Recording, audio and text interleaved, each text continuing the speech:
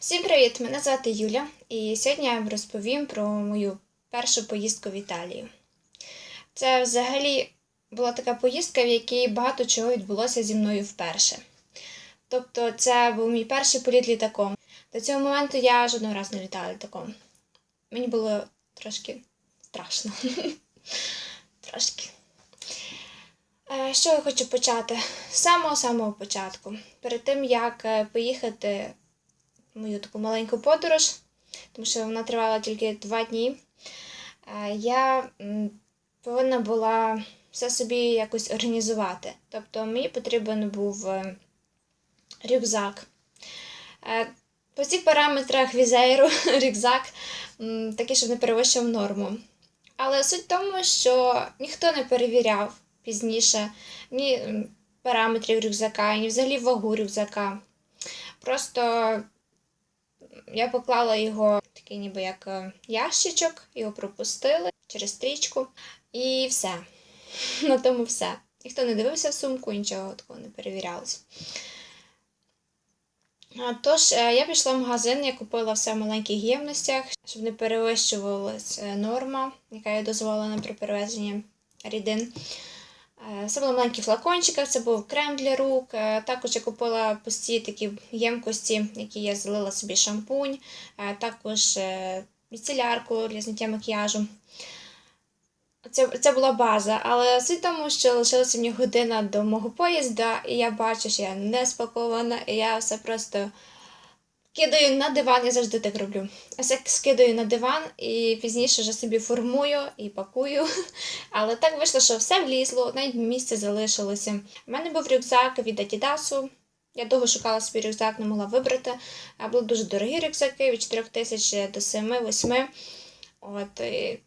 Але не всі вони, крім того, що не дорогі, вони не були вже і такі гарні.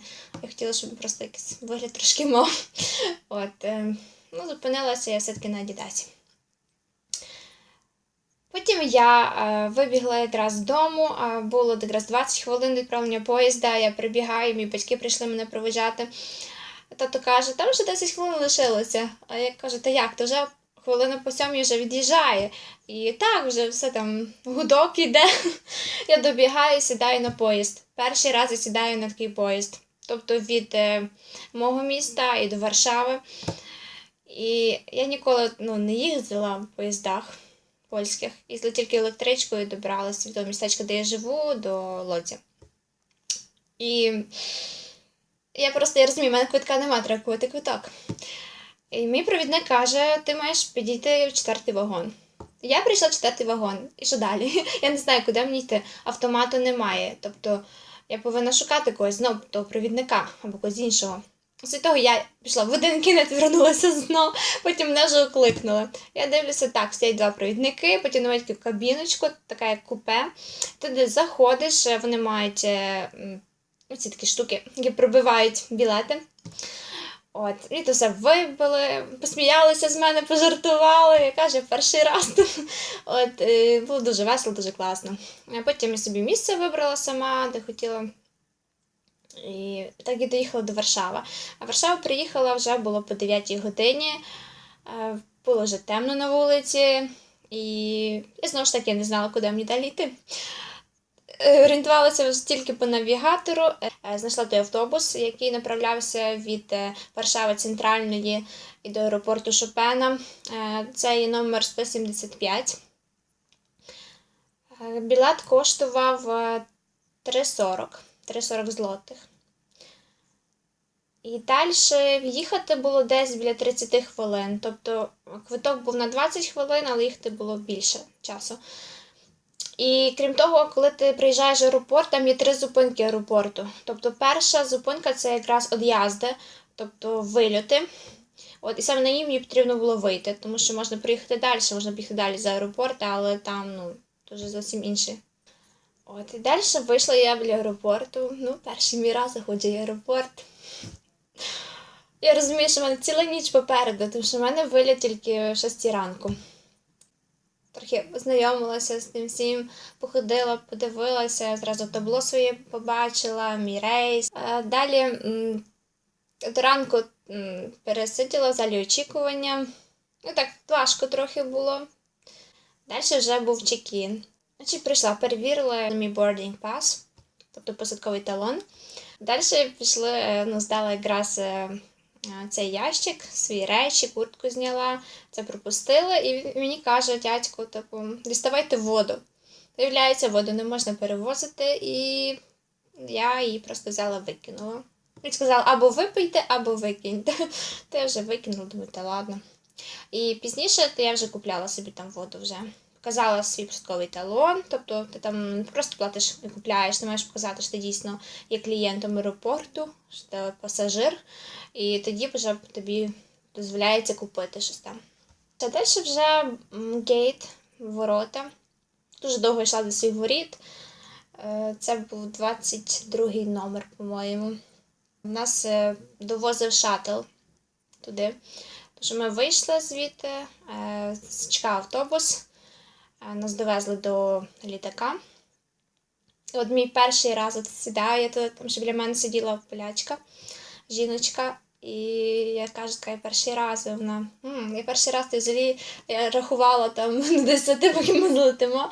Ну, мені було дивно, от перший виліт. Коли вже верталася з Мілану, то я вже заснула зразу, я вже нічого там не переживала, не думала.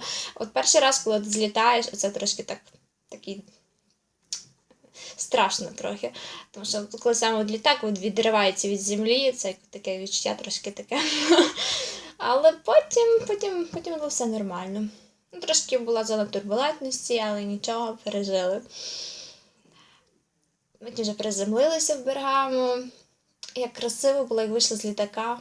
Там просто така краса. Цей аеропорт, він біля гір. І саме місто Бергамо, воно знаходиться якраз на пагорбах. Тому його ще називають високе місто. Дуже красиво. Я там не була, в мене не було часу, щоб туди поїхати і відвідати. Ну, я бачила фотографії, мене там запрошували в гості.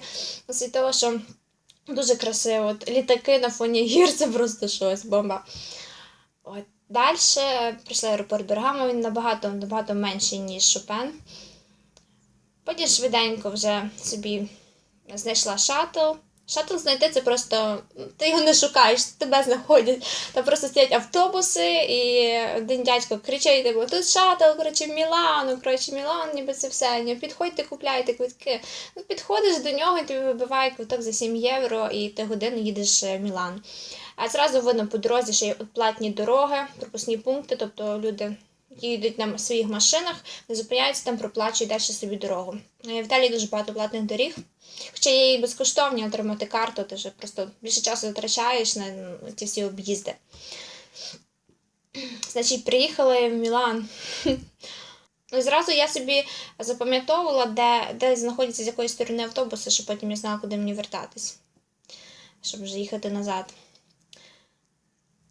Далі я шукала метро. Мені потрібно було дістатися до квартири, яку я собі забронювала. Бронювала я на Airbnb. У дівчинки, її звати Аленка.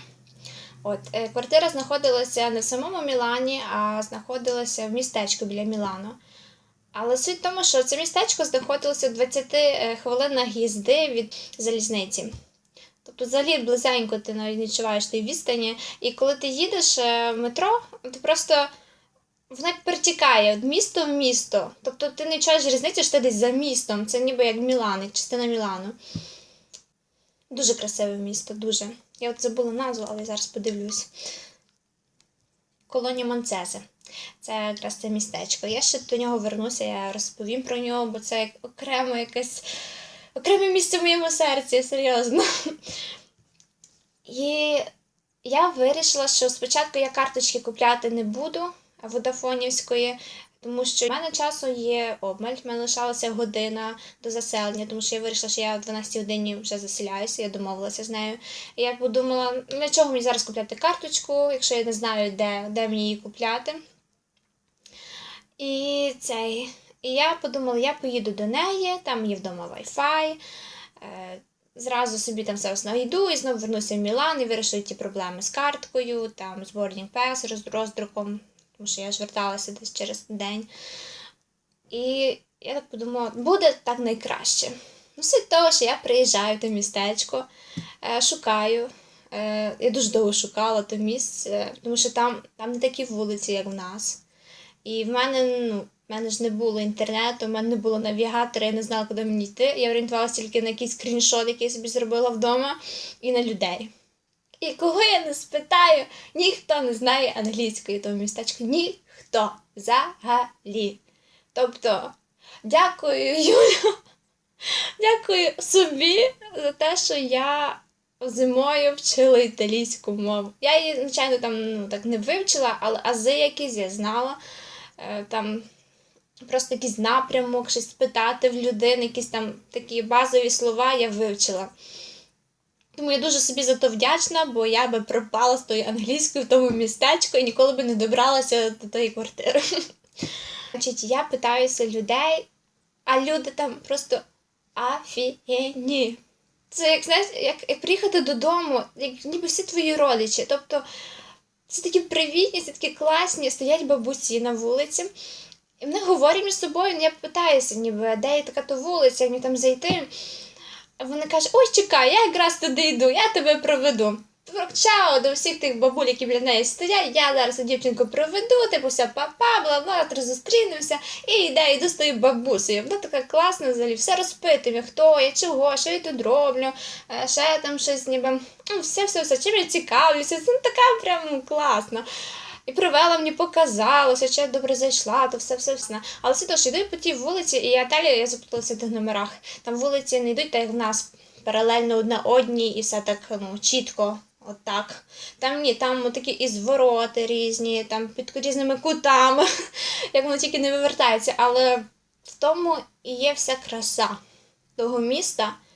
Якби воно було таке, як в нас, кубиками, не було б таке гарне, чесно. І я тут питаю ще одну жіночку, вона була з дітьми, часто в неї десь дітей, певно, 6. А вона така приємна, така гарна, така молоденька. І вона мені така, чекайте, зараз ще тут двоє своїх знайду і ми йдемо. Англійської вона взагалі не знала, але вона в інтернеті знайшла той номер, все привела мене на місце. То просто я не знаю. Але далі це такий трошки мені ляпас, тому що сама собі винна. Я коли записувала адресу житла, я просто орієнтувалась на карту і те, що було написано на сайті. Тобто я конкретно її не питалась адресу. Я прийшла на ту вулицю, на той номер, але то був не той номер. Я прийшла на 3 будинки далі, ніж мало бути насправді. Я чекала на неї десь 40 хвилин, вона не прийшла. І я думала, все, мене кинули. Я реально думала, що мене тупо кинули. Я думала, бо чого я взагалі приїхала? Що ти взагалі роблю? Ні, серйозно.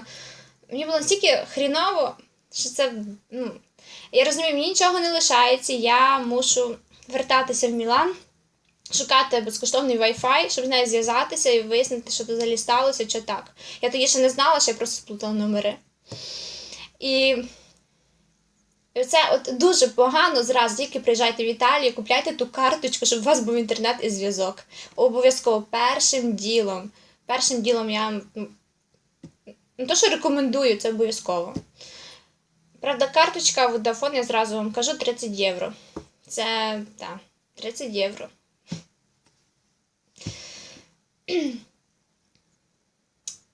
Я вертаюся в Мілан. Я шукаю Макдональдс. Макдональдс єдине місце в цьому Мілані, де є безкоштовний Wi-Fi, серйозно. Ти заходиш, там реєструєшся. Крім того, ти маєш зареєструватися через якийсь свій соціальний додаток, соціальну мережу, чи там Інстаграм, чи Фейсбук. І я бачу, що вона мені писала, питалася, де я. Я їй кажу, що в мене не було зв'язку, що я прийшла по такій-то адресі, а її нема. І вона каже, а це не 11 номер, це 8 номер. І я тебе теж чекала. Давай зустрінемося через 20 хвилин. Я розумію, що я не встигаю через 20 хвилин, я кажу, давай через годину. І вона погодилася. Я приїхала, я вернулася. І вона там була, і все було класно, і вона дуже класна, і дуже привітна. І великий тобі привіт, Оленка, великий привіт. І І що я можу сказати? Гарно мене прийняла, все показала. Сказала зразу, я погано говорю англійською, так що будемо якось так трошки ти знаєш італійську, я трохи англійську. Ми порозумілися, все було дуже круто. Квартира мені сподобалася. Там було все. Єдине, що було трошки холоднувато ввечері, але це, я думаю, більше як орієнтовано на якусь спеку, коли, наприклад, в Італії ж там за 30 градусів, то тоді це просто ідеально. Так було трошки холоднувато. А так більше претензій в мене взагалі ніяких нема. Квартира класна, але для мене одної це просто отак. То містечко, що було дуже багато поляків. От прям дуже. Я десь в магазині чула 2 рази польську мову. Потім той будинок, в якому була квартира, теж на якісь реконструкції, там проводилися якісь ремонтні роботи, теж були поляки. Ну, багато поляків там. Містечко просто чудове. Колонія Монцецо, це просто... Ну, настільки якийсь, я не знаю, такий якийсь як рай на землі, чесно. Всі такі привітні, всі такі щасливі там. Таке враження, що якась як неділя, вічне свято. Час тече по-іншому, якось повільно, повітря таке м'яке, тепленьке, сонечко таке лагідне. І люди такі привітні, і пташки, боже, як там співають пташки. Це як якомусь, я не знаю, якомусь ботанічному саду. От серйозно, чесно. Вулички доглянуті, все чисто, красиво, культурно. Машини миті всі. Будинки красиві. Тобто, якщо це містечко, це не означає, що вони якісь обідрані, чи маленькі, чи квадратні. Вони все такі красиві. От, як в Мілані, так і там тільки, так сказати, затишно там дуже, дуже, дуже. Так. Далі, наступний пункт. Хочу розказати про італійський транспорт. От де пішли всі мої майже гроші, це одне транспорт. Чесно, дуже дорого. От реально дорого. Я платила в одну сторону, ці 20 хвилин, це було євро 90. І тих ходок я зробила, певно, 8. Тому зразу краще купити собі якийсь абонемент на кілька днів. Або якийсь проїзний, щось таке. Коли я добралась на концерт, це була ще довша відстань, це був форум Асаго, це була кінцева, то мені зацінили один бік 5 євро, тобто 2 боки це вже 10 євро. Найбільше грошей пішло саме на транспорт. Тому треба розраховувати, що десь 50 євро піде вам на транспорт, якщо ви не купляєте проїзний. Я не знаю точно, чи в Мілані був проїзний, такі треба подивитися. А от в Римі є на 3 дні на всі види транспорту 18 євро. Далі, метро. Зараз цікаво про метро. Як ти купляєш квиточок, в нас в Києві, у нас не талончик, у нас жетончик. Там є талончик. Ти його прокомпостовуєш, запихаєш туди, він вискакує з іншої сторони. Ти проходиш, я зняла це відео, все показала. Далі, коли ти вже приїхав, знову таке саме, ти знову його пропускаєш. Квиточки можна купити в автоматах, але через те, що в мене були постійно такі відстані, і коли вони просто виходили трошки за територію міста, бо це було вже не територія міста, це містечко, і потім стадіон, це арена форум, теж були поза Міланом, то це вже просто краще було підійти до людей, які дійсно знають, скільки це все коштує, це все робляться. Є спеціальне приміщення, ти туди приходиш, там є такий автомат, ти клацаєш, тобі вбиває твій номерок. Далі є табло, на тому табло є якраз перелічені всі каси, і потім вбиває твій номерок і показує, до якої каси тобі підходити. Ти там чекаєш, далі підходиш, і там мікрофончик говориш до диспетчера, куди тобі треба, він це все вираховує, і тобі віддає квиточки. Це найзручніше для туристів, тому що не всі знають там англійську, тобі все пояснять, скажуть, ти точно знаєш, ти візьмеш саме той квиточок і саме куди тобі треба, і заплатиш саме ту суму. Далі, що ще розказати? Про ціни в Мілані на їжу. Скажімо так, я майже такого нічого там і не купляла, я і часу не мала. Єдине, що я знайшла собі ресторанчик, я дуже хотіла пробувати піцу. Піца мені обійшлася 8 євро. Також я взяла собі колу без цукру за 4 євро. І плюс в чеку ми ще вибули за чайові теж 2 євро. В сумі мені вийшло 14 євро. Це все. Піцу можна знайти і дешевше. Я трошки так пошкодувала, що я просто не з'їла ту піцу в тому містечку, в якому я жила. Що цікаво ще про Мілан. Значить, у мене була офлайн-карта. І я пішла до одного дядька, такого солідного дядька з машиною такою крутою. Я питалась, як мені дістатися додому. Dove додому di Milano? Ну, він мені все пояснив, там, йти діретто, сінестра і так далі. З того я прийшла, це там стою на світлофорі, чую хтось до мене, ай-ай-ай, чао! Я думаю, що таке, то куди взагалі до мене чи що? Я обертаюсь, дивлю, він сидить в машині, теж там на світлофорі чекає і каже, ти знаєш, там прямо далі, що туди, все правильно, ти йдеш, ніби то все, типу, бажаю тобі гарного дня. І кажу, боженьки. Ні, просто так приємно було, що це я не знаю, щоб так людина, не пофігу було на тебе, то так класно. Потім я ж дійшла до площі. Дуже багато людей було, дуже. Може через те, що це ще й Великдень, я не знаю. Дуже багато людей. Дуже багато туристів, взагалі.